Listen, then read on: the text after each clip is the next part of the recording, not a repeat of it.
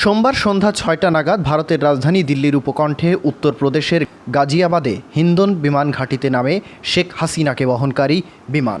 এই এয়ারবেসটি এশিয়ার মধ্যে বৃহত্তম। বিমানবাহিনীর ওয়েস্টার্ন এয়ার কমান্ড এয়ারবেসটি দেখভাল করে থাকে। একটি সূত্রের দাবি, বাংলাদেশ বিমান বাহিনীর একটি মালবাহী বিমানে শেখ হাসিনা গাজিয়াবাদে নামেন। তার সঙ্গে ছিলেন তার বোন শেখ রেহেনা এবং কয়েকজন অফিসার। জল্পনা ছিল যে দিল্লি বিমানবন্দরে অবতরণ করবে শেখ হাসিনার বিমান, কিন্তু পরে জানা যায় দিল্লি আন্তর্জাতিক বিমানবন্দরে অবতরণ না করে রাজধানী লাগোয়া গাজিয়াবাদের বিমান ঘাঁটিতে অবতরণ করেছেন শেখ হাসিনা। প্রথমে শোনা গিয়েছিল সোমবার রাতেই তিনি লন্ডনের উড়ান ধরতে পারেন। তারপরে জানা যায় ব্রিটেন তার রাজনৈতিক আশ্রয়ের অনুরোধ প্রত্যাখ্যান করেছেন।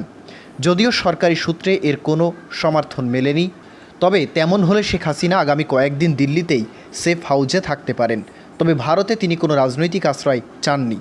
গণবিক্ষোভের জেরে শুধু প্রধানমন্ত্রিত্ব থেকে ইস্তফা দেওয়াই নয়, বাংলাদেশও ছাড়তে হয়েছে হাসিনাকে। সোমবার দুপুরে বোন রেহেনাকে নিয়ে ঢাকার বাসভবন তথা গণভবন ছাড়েন তিনি। তাকে কপ্টারে করে নিয়ে যাওয়া হয় নিরাপদ আশ্রয়ের উদ্দেশ্যে। বাংলাদেশ বিমান বাহিনীর কপ্টারটি উড়িয়ে নিয়ে যায় এয়ার কমান্ডার আব্বাস। শেখ হাসিনা আর রাজনীতিতে ফিরবেন না বলে জানিয়েছেন তার পুত্র সজীব ওয়াজেদ জয়। তিনি বলেছেন, আমার মনে হয় তার এখানেই শেষ। আমার পরিবার এবং আমি, আমাদের যথেষ্ট হয়েছে।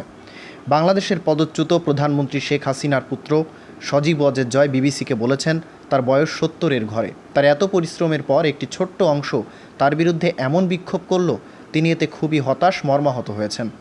সজীব ওয়াজেদ জয় বিবিসি ওয়ার্ল্ড সার্ভিসের নিউজ আওয়ার অনুষ্ঠানে দেওয়া এক সাক্ষাৎকারে এ কথা বলেছেন। তিনি বলেছেন, রোববার থেকেই পদত্যাগের বিষয়টি বিবেচনা করছিলেন শেখ হাসিনা এবং পরিবারের অনুরোধে নিজের নিরাপত্তার কথা ভেবে তিনি দেশ ত্যাগ করেছেন।